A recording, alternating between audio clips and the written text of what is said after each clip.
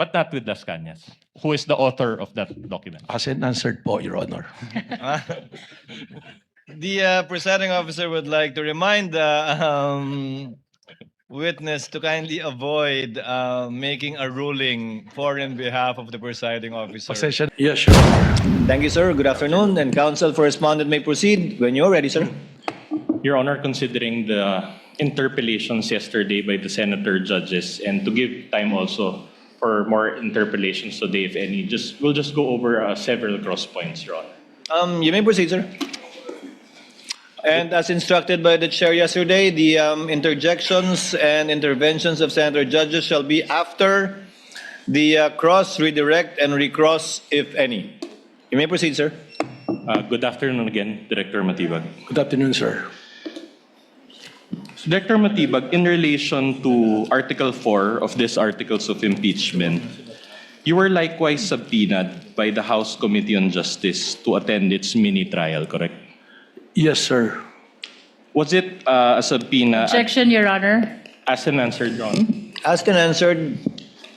Was it a subpoena ad testificandum or duces tecum or both? I recall that this is a subpoena duces tecum in ad testificandum. And you appeared on various dates, but you appeared on April 29, 2026, correct? April 29, yes, sir. All right. Now, you issued Administrative Order number 11 on April 16, 2026, correct? Yes, sir. So, AO 11 was issued only 13 days prior your appearance before the mini-trial. So April 16, 29, that's about it, 13 or 12 days, sir. All right. And this was one of the documents that you submitted by virtue... Your Honor. I have no question, Your Honor. Yes, Your Honor, but I just want to enter a continuing objection to the use of mini-trial. It was never a mini-trial. It is a clarificatory hearing. Your Honor, just a short rejoinder. Isn't You it, may proceed, counsel. with all due respect, isn't it Representative Luistro who termed such proceeding as mini-trial? We just want to inquire of Representative Luistro. May I respond, Your Honor? The lead prosecutor may respond. Thereafter, we shall continue. Yes, what is your response, counsel? The prosecution has been very consistent that what we did in the Committee on Justice of the House of Representatives is never a mini-trial. It is a clarificatory hearing consistent to the House rules on impeachment and even consistent to the provisions of Article 11 of the Constitution. The continuing objection of counsel, lead prosecutor, is duly noted in regard to the line and words used by counsel for respondent. Counsel for respondent may proceed. All right. Going back, this was one of the documents that you submitted by virtue of the subpoena duces tecum, correct? AO number 11. Yes. In fact, AO number 11 was first mentioned in public during that April 29, 2026 hearing, correct? In that hearing, yes, but I cannot recall if what's been made public before. All right. But you mentioned it in that hearing. I think it was mentioned, All right. yes, sir. Now, AO 11 pertains to the creation of a special task force. Is it not? Yes, sir. All right. And according to the whereas clause, and I will read it and I'll quote it. It says, threats to the life of the president constitute a grave offense with far-reaching implications on national stability, public safety, and the continuity of government. Do you confirm this? Your Honor, sir, may may I we- request for a copy of Yes, the please. document so that I can examine it? Very well.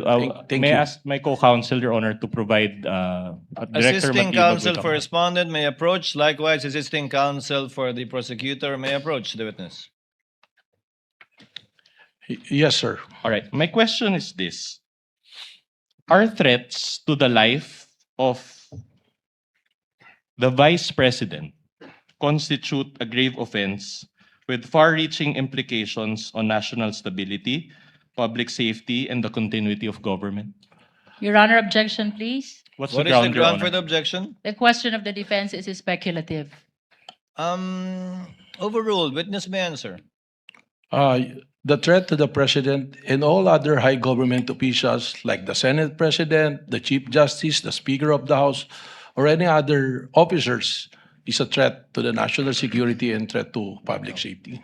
All right, very well. Now, did you create a special task force to investigate on the threats to the life of VP Sara? There was none to my recollection. So, let us recall the interview of Dempsey Reyes of the Philippine Daily Inquirer. This is part, Your Honor, of Annex G9 of the Articles of Impeachment. And please direct your attention to paragraph 13 of the minutes of the meeting and allow me to read.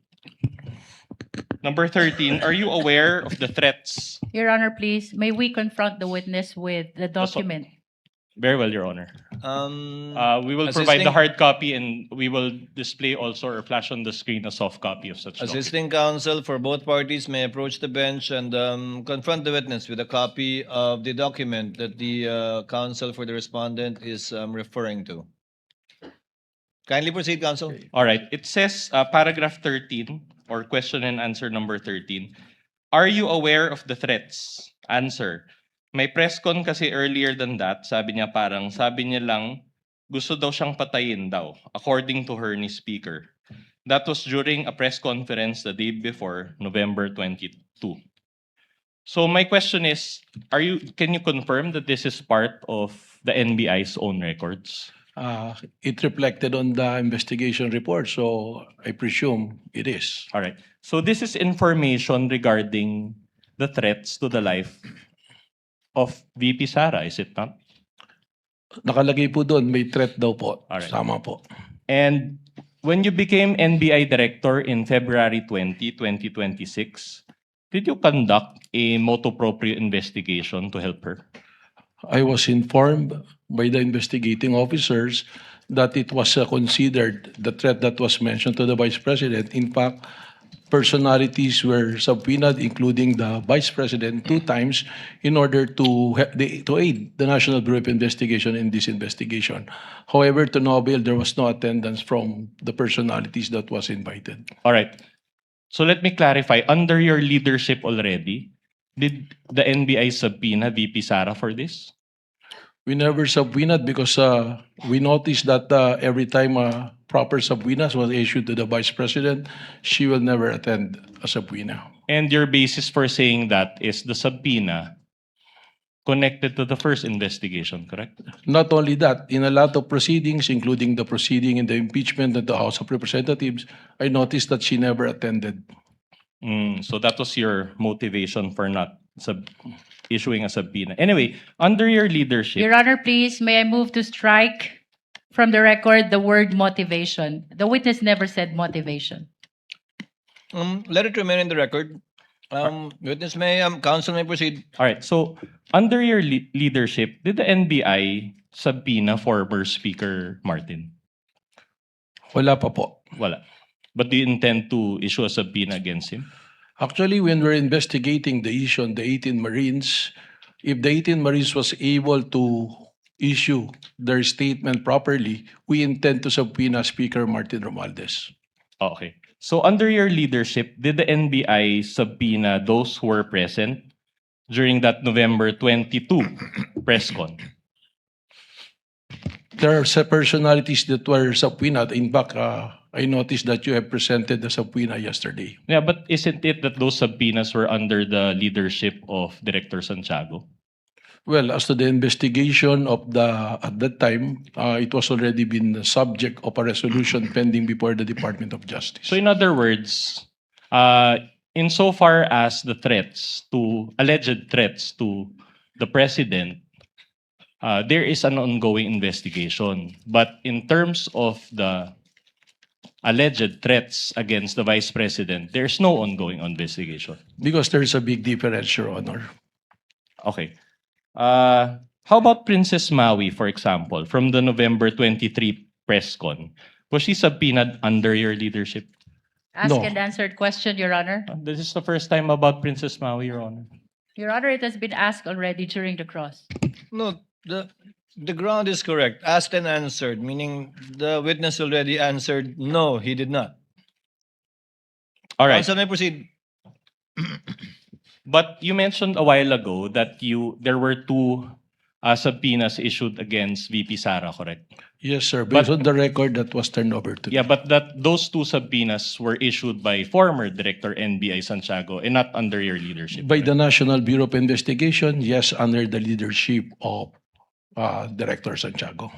But just to clarify, under your leadership, no subpoena. The subpoenas, Asked and answered, Your Honor. Asked and answered, move on, counsel. All right, I'll move on. Now, you mentioned yesterday that for grave threats and inciting to sedition, these are still pending before the DOJ. Asked and answered, Your Honor. Asked and answered, counsel. All Move right. on. You likewise mentioned yesterday that you have an ongoing investigation. And my question is this for the alleged contracting for the assassination? yes, that was very clear. I was able to explain that yesterday. Okay, and particularly, the ongoing investigation pertain to the leads that you have to the alleged person that VP Sara talked to. Among others, Your All right. Honor. But no subpoena has been issued to such alleged person under your leadership. Because we are under a case build-up status. It is an ongoing investigation as mentioned yesterday, sir. Okay. Now, let me just clarify. In a subpoena, the NBI must specifically identify the felony or crime for which you are issuing the subpoena. Is that not the case? Yes, we provide what is the crime that So- we will investigate. Okay, very well. So here, what will be the felony or crime that will be indicated in the subpoena? But you have to remember, we are also have the mandate to protect the Constitution, to protect the peace and order. And if it goes to the national security and peace and order, we are also mandated to investigate. Your Honor, with all due respect, Your Honor, the answer was not responsive. Your My Honor. answer was very specific. My question was very specific. What will be the felony or crime that will be indicated in the subpoena? Witness will please answer. The question was simple. What is the crime, if any, or penalty in relation to the document being asked by the counsel? We all know that there is no crime that committed when there is a plan to kill until it is executed. But what I'm saying, that's why I'm qualifying, is because one of the mandates of the National Bureau of Investigation is to protect the national security. And we are also mandated to issue a subpoena or an investigation to do so. So if in this case, we cannot issue a subpoena, we can issue an invitation for those persons of interest. So no, you cannot issue a subpoena, but just an invitation. In other words, this is not under the jurisdiction of the NBI, correct? It is within the power of the NBI to protect the national interest and the national security. And as mentioned, there is a continuing threat to the president and under Section G, Section 5 of the Republic Act 10867, it is one of the primary duty of the NBI to protect the security of the president. All right. Yesterday, you also mentioned betrayal of public trust, correct? That is correct.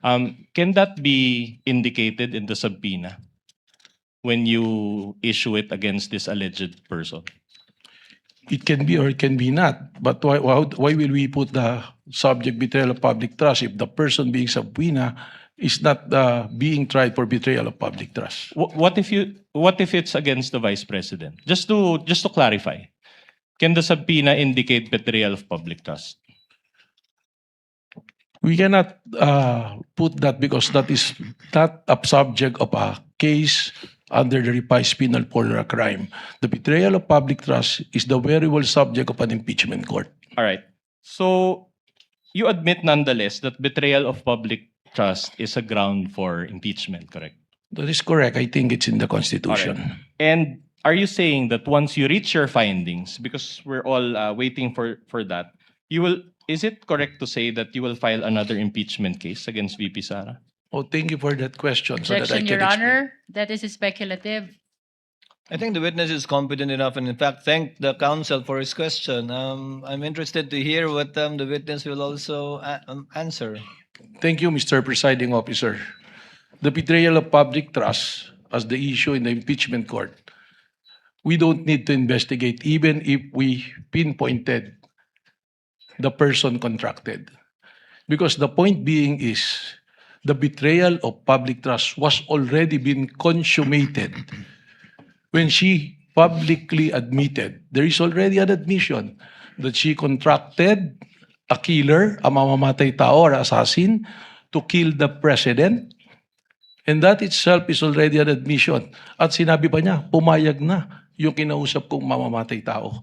That constitutes betrayal of public trust. Why? Because the oath of office of the president, sabi niya, she will execute the law and do justice to every man. So, pag nagbalak kang pumatay at ginawa mo yan, that is no justice to every man. Your It's Honor. not execute the law.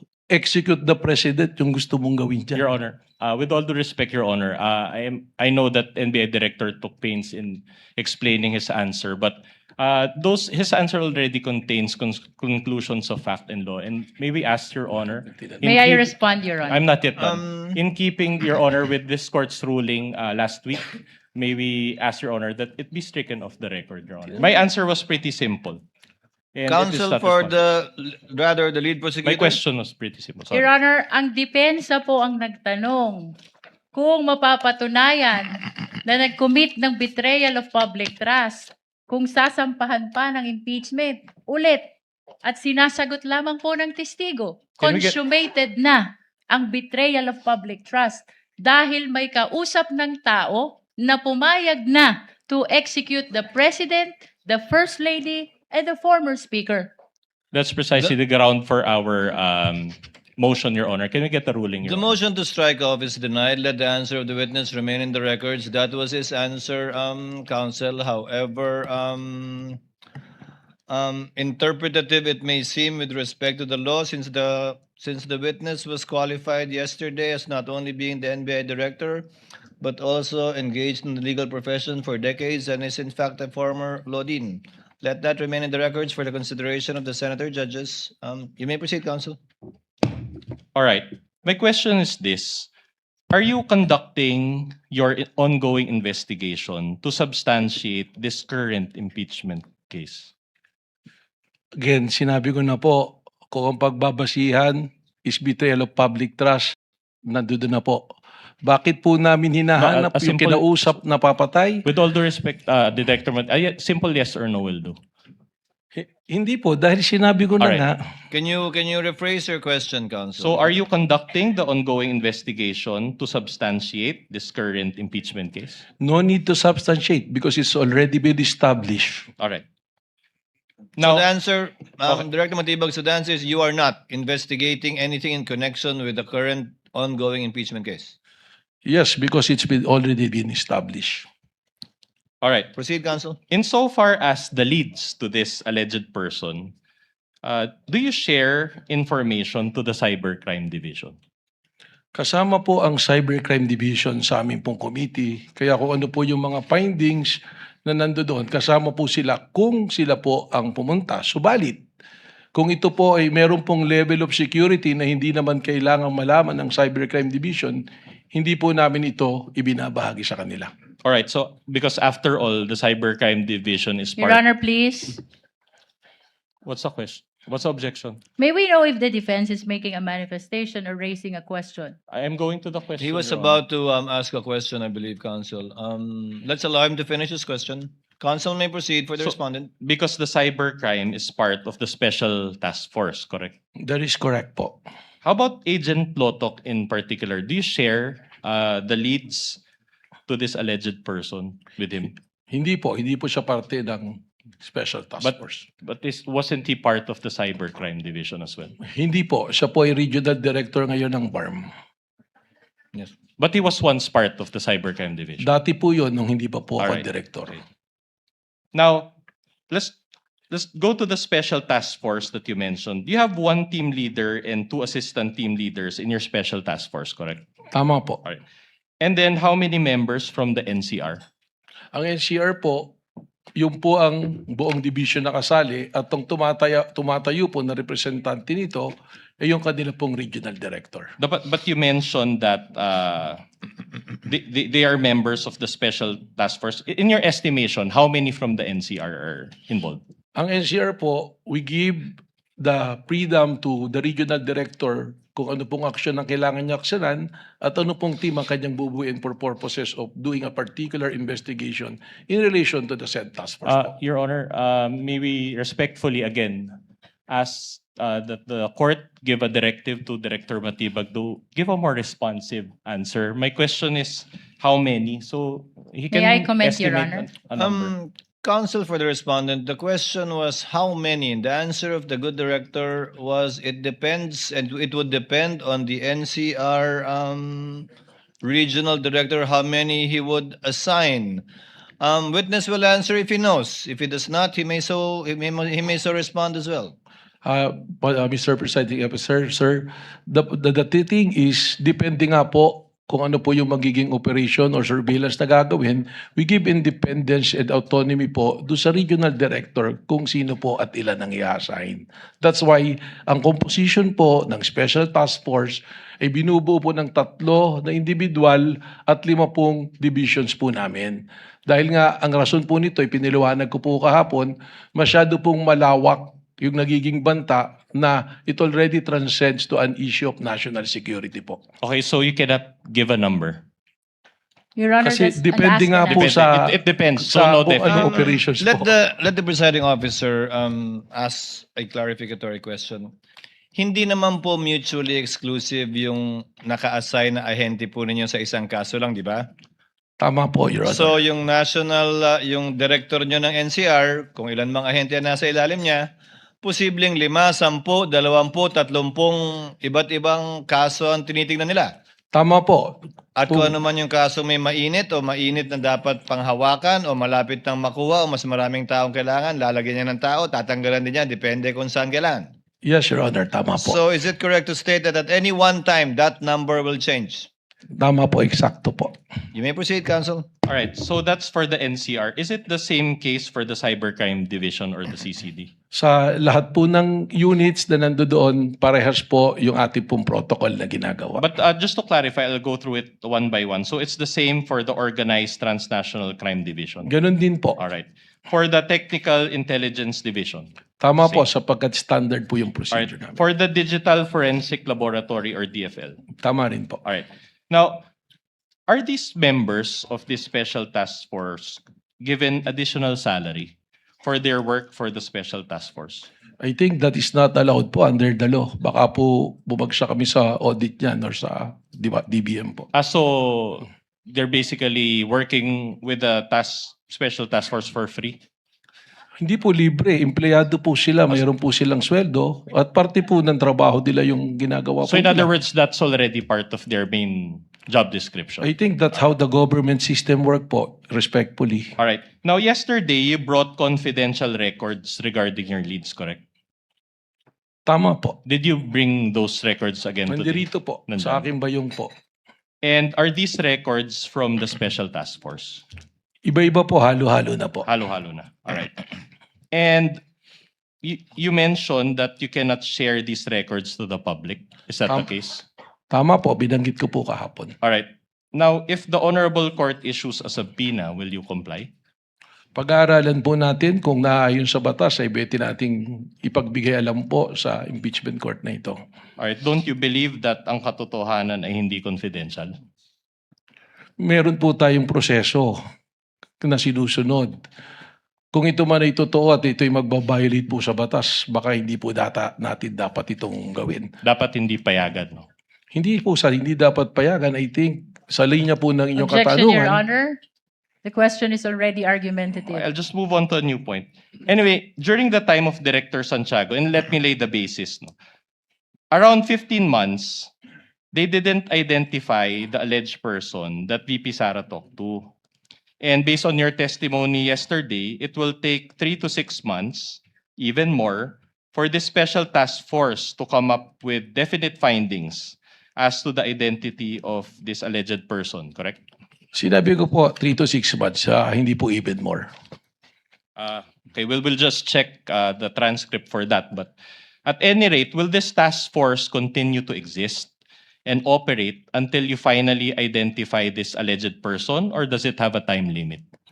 Kailangan po aming matagpuan yung pong taong binanggit na kinausap po. So as long as you cannot provide a concrete output, the special task force will continue to exist. Asked and answered, Your Honor. Asked and answered. Move on, Counsel. All right. By the way, does NBI have intelligence funds? Wala po, sir. All right. Now, you also mentioned about the Rage Coalition event yesterday in Club Filipino on April 12, 2026, correct? Tama po. All right. Now, this was already around 14 months from VP Sara's press con, correct? Tama po. Now, my question to you is this. Was VP Sara present in that April 12, 2026 event? Wala po siya, sir. All right, no. Now, you mentioned also the concept of kinetic force. Can you recall? Yes, sir. All right. Now, my question to you is this. Despite the lapse of 14 months and the absence of VP Sara in that event, you still concluded that this event was still part of what you call kinetic force. Is that the case? Tama po. All right. And based on your findings, this kinetic force came from VP Sara's November 23, 2024 press con, correct? Hindi lamang po yun. Ang sinabi ko po ay may pagkakaugnay sapagkat yung pong statement na I want to cut his head, gusto kong kunin ang ulo niya, at ang sinabi din po ni Mayor Baste, isang ulo lang ang kailangan namin, ang ulo ni Pangulong Bongbong Marcos. All right. So, you mentioned also that there was a participant in a PBBM rally that shouted, "Barilin na yan." When did this happen, if you can recall? Hindi po ito rally, meron pong event, Event, ang okay. atin pong Pangulo sa Nueva Ecija, naka-live broadcast po ito sa RTBN at meron pong nag-komento bigla na sinabi, barilin na yan. Can you recall the date of that event? You said event. Hindi ko po ma-recall yung exact date pero nandito rin po sa Alright. report sa amin yan. But is this also part of the kinetic force that you mentioned? Lumalabas po sa amin pong pag-aaral. How about yung nangyari kay Undersecretary Claire Castro in Canada? Is this also part of the kinetic force? Irrelevant, Your Honor. Your Honor, I'm trying to lay the basis, Your Honor. Witness may answer. Well, If he ito na knows. nga po yung sinasabi natin na nagkakaroon po ng malawakang kaguluhan na epekto po ng madalas na pagbabanta at seryosong pagbabanta sa Pangulo na ngayon ang mga itaong kahit na ordinaryo ay inaatake po. Hindi lamang ang Pangulo kundi ang iba pa rin pong matataas na posisyon. So the answer is yes, it's Yes. part of the kinetic force. So in other words, this kinetic force can reach foreign countries. Lumalabas po na gano'n. Okay. Dahil marami po tayong Pilipino na nandoon na napapanood po That's sa social okay, media. Director. Now, how about the flood control rallies? Is this part of the kinetic force? Yung flood control rally na, aling po flood control rally? To be Any flood specific. control rally? Probably, Is it part- baka po, kung maaari lang po sir, ibigyan nyo ko ng specific para po mas may paliwanag ko po. I'll just move on. So any dissent against the government must be attributed to this kinetic force. Is that what you're saying? Speculative, Your Honor. Witness may answer if he knows. Depende po kung anong event. Kaya nga po ang ginagawa po ng NBI ay atin pong sinusuri lahat ng pangyayari. Kahapon po inilatag namin yung 5 batayan namin para po magkaroon tayo ng malinaw na threat assessment sa lahat po ng pangyayari. All right. Now, isn't it that Mayor Baste, that participant in that PBBM event, the rallies in Canada, and the flood control rallies, don't they have a mind of their own? Your Honor, we are objecting on the Your ground Honor. of vague. Kindly clarify the question. Your Honor, the Kindly, witnesses... kindly reform, counsel. I also did not quite get the question. Kindly reform, counsel. So are you saying that these people that I mentioned, they cannot act independently and are compelled by the kinetic force that you mentioned? That is Sino pong speculative, mga Your tao? Honor. Mayor Baste, the participant in the PBBM rally, the rallies in Canada, and the flood control rallies. Una po, there's no PBBM rally. No, sorry, PBBM event. Sorry, I stand PBBM corrected. event, yung sa Canada. Tsaka, yun nga po, alin po bang flood control? Babalik ko lang po doon, pasensya na po sir, para po mas makontextualize po nating mabuti.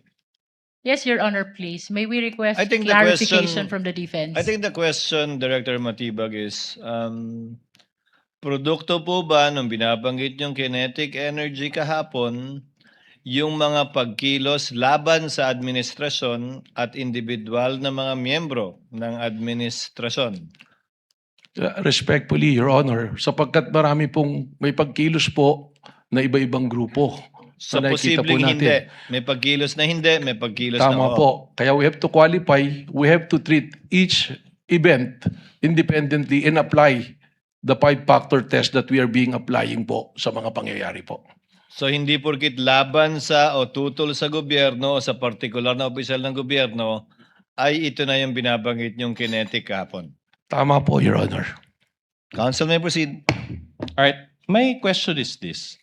Is this kinetic force still active today or has it stopped? Malinaw po, may mga pangyayari pa rin po. And should we really stop this kinetic force or just allow it until 2028? Hindi ko po, pakiulit po. Anyway, I'll withdraw that question. Just move on to a different question. Is this kinetic force a legal concept? Ito po ay konteksto sa base sa aming investigasyon. Again, ibabalik ko po ron sa aming 5 naging patayan na ginagamit din po ng ibang jurisdiction para makapag-establish po ng isang threat para sa isang national threat assessment. Again, just a manifestation that it's not responsive, but I'll just move on to a different point. Your Honor, please. What is the pleasure of the lead counsel? The defense is making a side comment to the answer of the witness. Can we please remind him to avoid making side comment as previously invoked by the impeachment court? Then Your I Honor? will raise another motion, Your Honor, that the witness's answer is not responsive. Counsels, let this not be a debate between and amongst the two parties. Let the witness answer and give his testimony. Counsel, you may proceed. All right. Was the Rage Coalition event a political rally?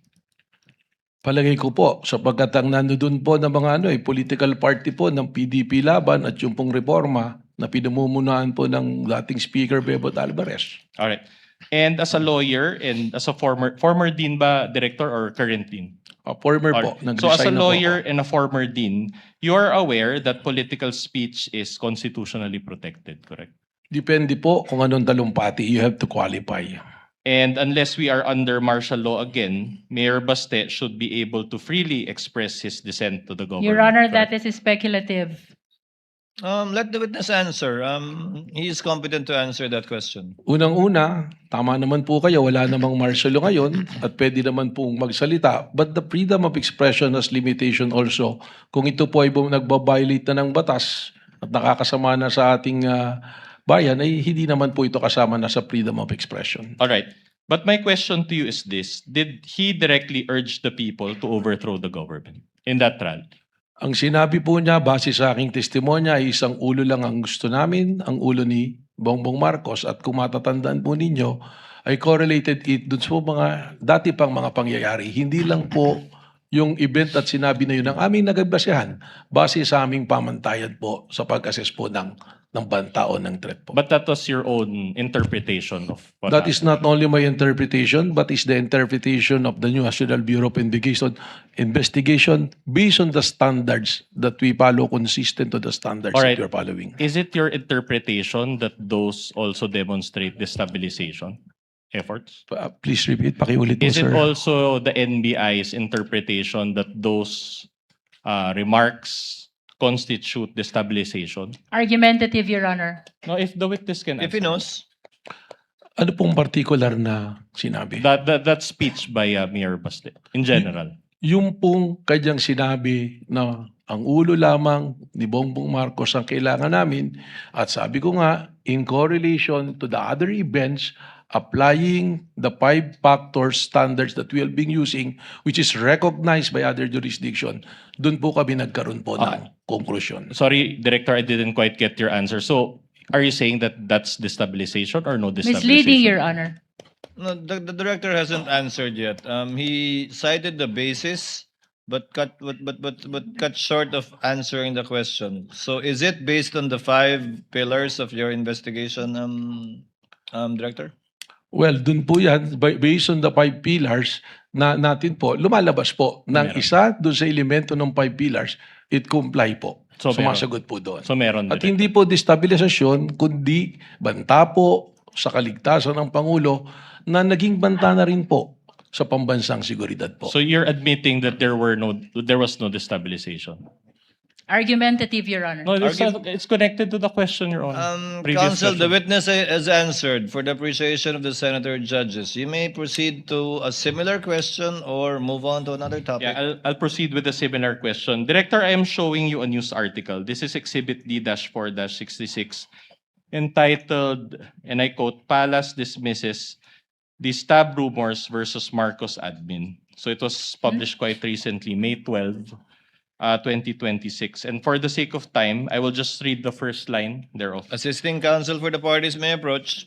It says here, and I quote, Malacanang on Tuesday said it has not received any information about supposed destabilization efforts against President Ferdinand Bongbong Marcos Jr. My question to you is this. Claire Castro speaks on behalf of PBBM, correct?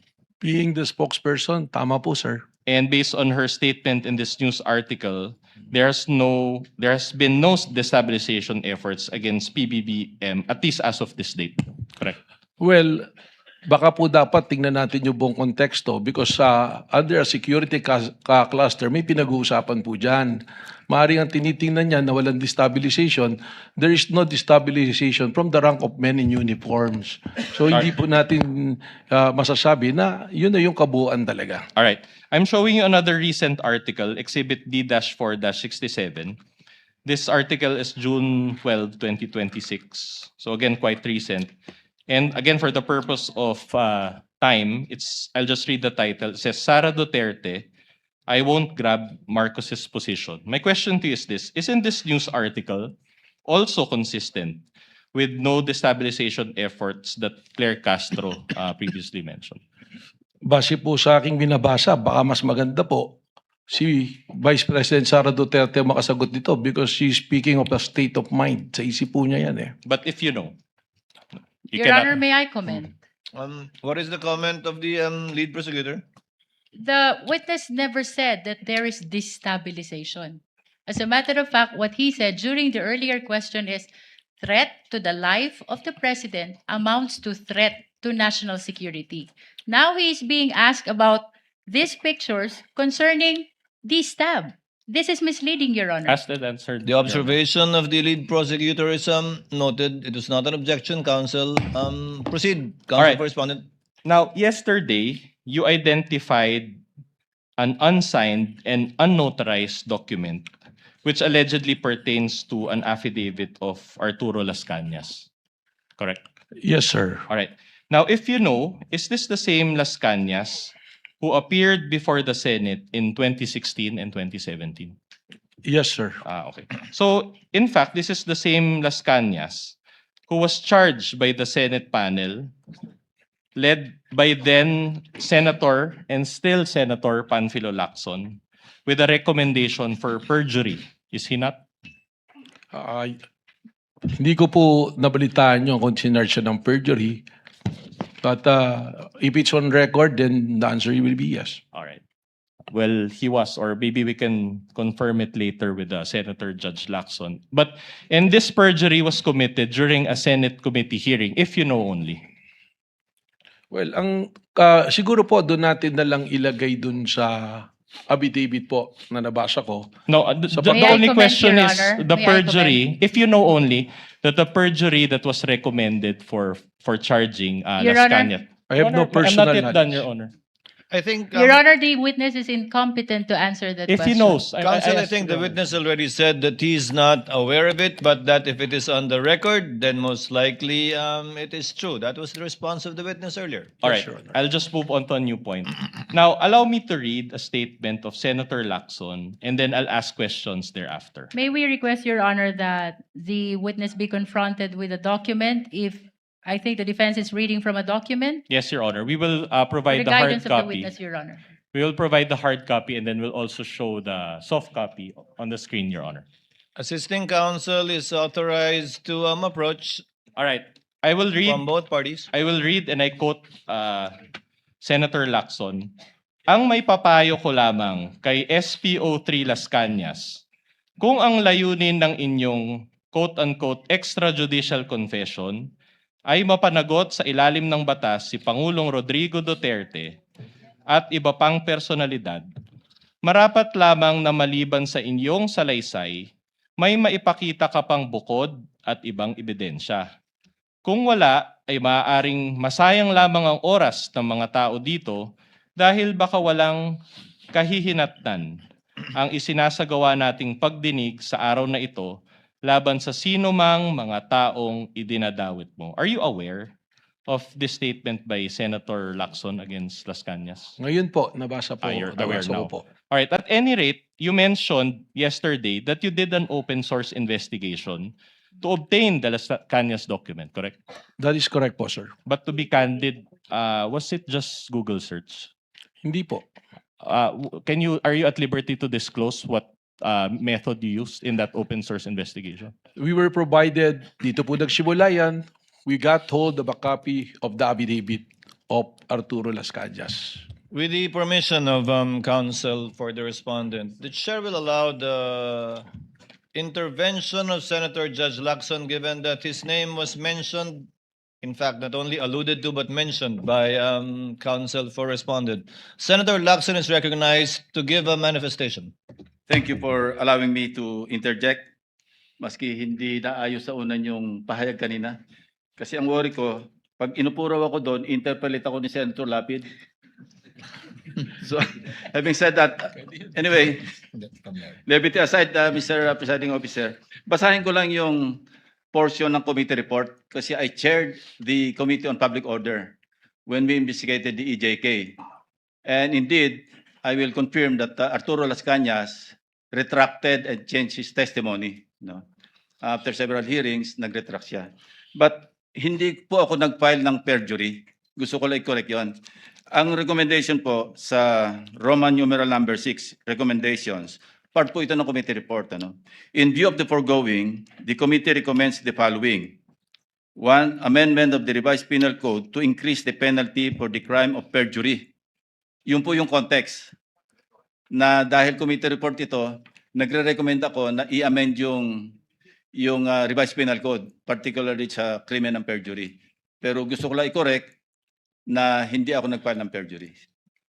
Thank you. for that The clarification. manifestation is noted. Counsel for the respondent may proceed. But you are at liberty to disclose who searched for that Las Cañas document. Ito nga po, yung pong dokumento, we got hold of it. Sabi nga po natin, meron po kami mga tinatawag na amin pong mga informants at mga source. It was provided to us. Nung ibinigay po sa amin to, hindi naman po ibig sabihin ay amin kaagad itong paniniwalaan. Tama po kayo. That's okay. I can ask subsequent questions regarding to that. So actually, my question is, after you had obtained this document, did you subpoena Las Cañas to verify the contents of those documents? Hindi po, sapagkat he is nowhere to be found. That's enough. So without verification, you decided to believe the contents of the document that you obtained? Again, ibabalik ko po ron sa 5 nating factors. Isinama lamang namin po ito, isa dun sa mga factors na sinasabi po natin, yung pattern of violence na tinatawag. At doon po, doon sa paragraph 270, sinasabi nga po na may kinalaman sa extrajudicial killing si dating Mayor Sara Duterte at in fact, sabi pa nga niya, huwag nyo nang barilin, kidnapin nyo na lang. Pero bago po kami dumating doon sa punto na gamitin yun, tingnan na po namin yan. All right. Sorry to interrupt you. So the short answer to my question is yes. Pakiulit po yung Alright, tanong ninyo. The question is, did you decide to believe the contents of the document without verifying it with Las Cañas? Yun nga po yung sagot po, hindi Yes. kaagad. Kaya po ikinikwento ko nga kung paano po namin nagamit yun. Alright. So hindi po kaagad namin pinaniwalaan. Okay. Your Honor, may I just manifest that the defense is actually misleading already the witness. He kept on raising the question, did you believe right away? When as a matter of fact, the witness is explaining. Your Honor, I never meant, sorry. Counsel, with all due kindly let the lead prosecutor finish. The witness has been saying that he did a lot of things after receiving the affidavit of Las Cañas, to the extent of going over the 5 factors that he testified to yesterday. But after that first question, so that means yes. The defense said yes to his question. Did you believe to that right away, to that affidavit? The position of the witness, Your Honor, is no. Short Because- rejoinder, Your Honor. Actually, asked and and answered. Asked and answered by the witness. That is his response, counsel for respondent, to your question. Yeah. Move on, counsel. Yes, Your Honor. We are satisfied with that answer. But another follow-up question. So without verifying it, sorry. That's misleading, Your Honor. Allow him Sir, to finish the ju- question, just- counsel. just on What the is the point- pleasure of Senator Judge Cayetano? Just on your ruling, may be clarified because the question was, pinaniniwalaan mo ba? Ang sagot niya, hindi ka agad. So counsel was asking for yes or no. I just want to be clarified. Hindi pinaniniwalaan agad, does that mean afterwards pinaniniwalaan mo na or never mo pinaniniwalaan? Just so that the record is clear. Just that clarification. It should be no. Thank you, Senator Judge Cayetano. Alan. Witness will please answer. Yes, Your Honor. Kaya ko nga po ikinikwento yung buong pangyayari para po makita kung paano po kami dumating dun sa punto na ginamit po doon sa pattern of violence yung pong affidavit na ito. So, liwanagin ko po Director Matibag. Opo. Hindi nyo agad pinaniwalaan nung simula, pinadaan nyo rin sa inyong SOP sa investigasyon, kalaunan, pinaniwalaan na ninyo at sa ngayon, pinapaniwalaan po ninyo yung nakasaad dun sa dokumentong yun. Kalaunan po, ito ay ginamit na namin na isa sa basehan po doon sa pattern of violence pagkatapos po namin idaan sa proseso po. So, pinaniwalaan nyo na, Sa pinanghawakan nyo na, kumbaga. Sa ngayon po, tama po, Your Honor. Okay. And pinapaniwalaan niyo yun without issuing a subpoena to Las Cañas and clarifying the matter with him. Asked and answered, Your Honor. It's a different question, Your Honor. We're already at this point. Witness may answer. Pakiulit po. So, you mentioned na pinapaniwalaan niyo na siya ngayon as clarified by the chair. So, are you saying that pinapaliwanaan niyo na ngayon without issuing a subpoena to Las Cañas and verifying it with him? Hindi po nag-issue ng subpoena kay Las Cañas, pero meron pong naging verification process. All right. But not with Las Cañas, who is the author of that document. As and answered po, Your Honor. The presiding officer would like to remind the witness to kindly avoid making a ruling for and behalf of the presiding officer. Pasensya na po, Your Honor. But the gentleman would have been correct. The presiding officer would have said the same thing. Thank you for saving me the trouble. But try to avoid that, Director Matibag. Sorry po, Your Honor. All right. Thank you. Thank Counsel you. may proceed. All right. Director Matibag, yesterday I identified 2 videos and you related it with the alleged pattern of behavior of VP Sara, correct? The first video that you showed, I think, involved the sheriff. Tama po. But that incident, will you confirm that that incident took place on July 1, 2011? Yes, long time ago po. So around 15 years ago. Tama po. And did you still find it relevant to use that video? Under po dun sa 5 factors namin, ang tinitingnan po natin sa pattern of violence is the historical behavior. All right. Kasama po yun. With the permission of counsel. Paggising sa umaga, tanghali at gabi, nakikita ko ang post niya, ang hapdi. Paano nga ba to? Di ako makatanggi. Watch ko na lang at isipin ng mabuti. Disdak Pilipinas. Disdak, tinig ng katotohanan. Sa bawat vlog may laban sa kasinungalingan. Mulat ang mata, gising ang masa. Disdak Pilipinas, para sa bayan, gumigising sa diwa. Sa likod ng kamera, tapang ang dala, walang sinasanto kung mali ang gawa. Hinay-hinay, pero palaban. Boses ng tao sa digital na labanan. Bisdak, tinig ng katotohanan. Sa bawat vlog may laban sa kasinungalingan. Mulat ang mata, gising ang masa. Bisdak Pilipinas, para sa bayan, gumigising sa diwa.